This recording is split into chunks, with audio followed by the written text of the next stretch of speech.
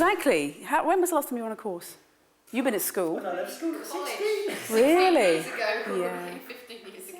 It's really interesting. But when was the last time you actually ever learnt some new skill? Before this course?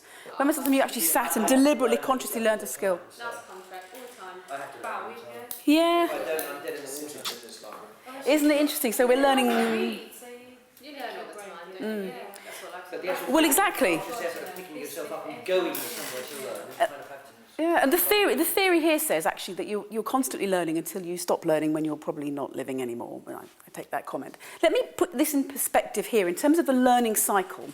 Because what you have here is a journey of learning that I think represents adults learning. It's divided into 4 quadrants, and therefore you've got 2 different elements that are relevant here. You've got the conscious, the things that you're aware of, and the unconscious, the things that you're not actually aware of.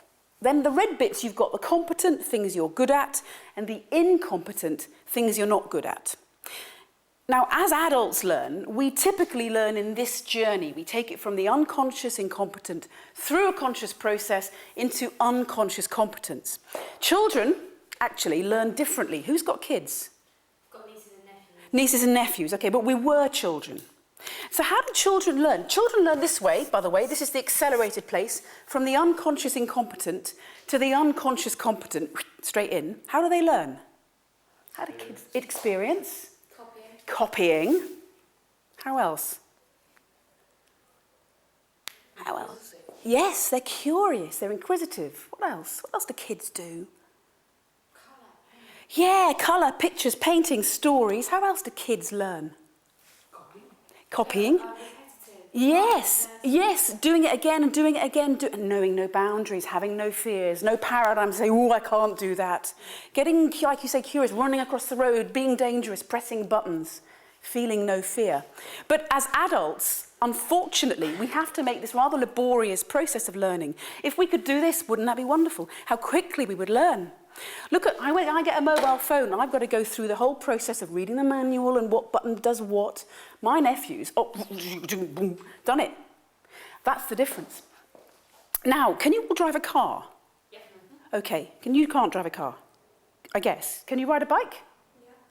Okay, it's the same process. As we were little children, sitting at the back of the bus, back of the car, in the park, watching all other adults driving, seeing a bit of this, seeing a bit of that. What do you think, as a kid, what do you think about the skill it takes to drive a car? Scary. Oh, that's interesting. Kiddie steering wheel, don't you? Okay. It's interesting. I saw my mum learning to drive. We sat in the back, so I always knew it was hard. But actually, it does look fun and easy. And that's the place where we are unconscious incompetent. We don't know what it takes to drive. We've never done it. It's where we criticise others. This is a lovely, blissful state. I call this the state of innocence, state of ignorance, state of bliss. And yet, I'm guessing you have a fairly strong memory of your first driving lesson. 3 pedals, 2 feet. Do you remember that? And you're there in the car for the first time. What do you think then about the skill it takes to drive a car? Very, very difficult. Actually, probably lots of emotion that comes with it. You've moved into the conscious incompetence. And that's a place where actually, unless you progress beyond into the conscious competence, you might give up. If you haven't moved through that place, this is not a nice place to be. This is what I call the state of pain. Consciously aware that this is not nice, not easy. Be aware that it's a very important part of your learning process. In fact, you can't not do it. You have to go through state of pain to progress into a better place. And so you need to move on, otherwise probably you'll say, oh no, well, I won't drive. I won't learn to ride a bike. It's not as easy as I thought. Now, you get to a point in your driving test where you're ready to take the test. The instructor says you should pass. You know there's going to be a reverse around a corner, 3-point turn, emergency stop. You know these. You know if you drive like that, you're going to fail. That's a fair comment, isn't it? You're in the car, in the test. What are you thinking about the skill it takes to drive?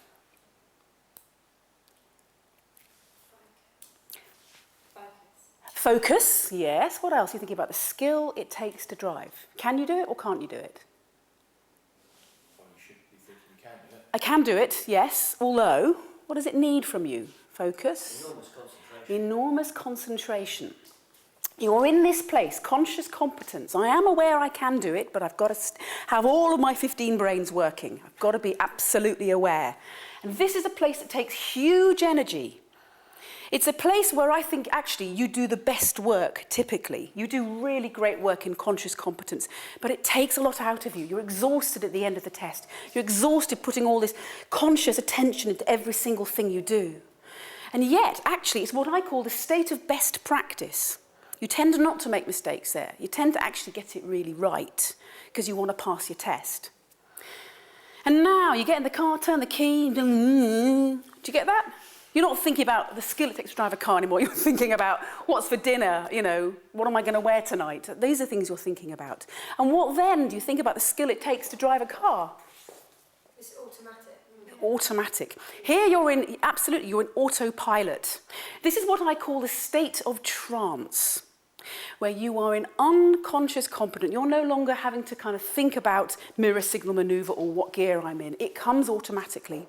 Beautifully, this is the place where actually you think you're in unconscious competence. Sometimes you make mistakes, sometimes. Anyone ever had a speeding ticket? Yeah. Yeah. Okay, classic example, me too. You thought you were in unconscious competence, but you weren't. You moved into unconscious incompetence because you weren't managing the speed and not noticing the speed had changed. So you're in a 30-mile zone doing 45. And it's only when you see the flash, and you're thinking, you move into the conscious incompetence again, going, I didn't manage my speed. And you're counting the cost and the pain and the risk and the points on your license. And I'll bet you the next day you make the same journey, you're moving into conscious competence because you're in third gear. Driving at, 29 miles an hour. I'm sorry, everybody behind. And that's the process of learning, actually, that the journey of learning comes with mistakes and pain and fear and risk. But actually, it's a very powerful place to be. Now, where, in terms of your learning, where do you need to be today? Which of these quadrants? Conscious competence. Conscious competence. I think that's a really important place to be. And where were you yesterday? Conscious incompetence. Possibly. Or even... Unconscious. Yeah, even here. So what do you need to do? I mean, think about it in terms of driving. What do you need to do in terms of this journey from moving from sort of nil skill to a place where you can pass your test? What did that take when you were driving? Concentration, practice. Okay, what else do you need? Let's put practice up here. Concentration, what else do you need here, now, learning? Attention. A teacher, indeed. You need an instructor. Experience. It's interesting. And I was going to say, experience is the one that I think gets you down here. Out in the real world, once you've passed your driving test, what gets you to become a really good driver is different from practice because you're in the real world. That's experience. Habit. It's very interesting. And habit is about doing it and doing it and doing it and doing it. How many times do you have to do something before it becomes a habit? Anyone know? Many. How many? 5. Is that enough? No, I don't. Depends on what you're doing, sure. Yes. Brushing your teeth is, Well, that's really ingrained, isn't it? Yeah. That's an interesting one, but it could be. Or how long does it take? The theory says it's somewhere between 20 and 30, so we'll call it 25 plus or minus. Times to develop a new habit. And habit, interestingly, lives in the unconscious. It's where you're doing things on your... Do you put your left sock on first or your right sock on first? Do you know? Yeah. Brilliant. So let's now look. When we move on now, let's have a look at the practice, the skill, the focus, the attention, the learning, the journey that you're making to keep you in the conscious competent state with our next exercise. Thank you very much. Let's move on. Thank you. Great.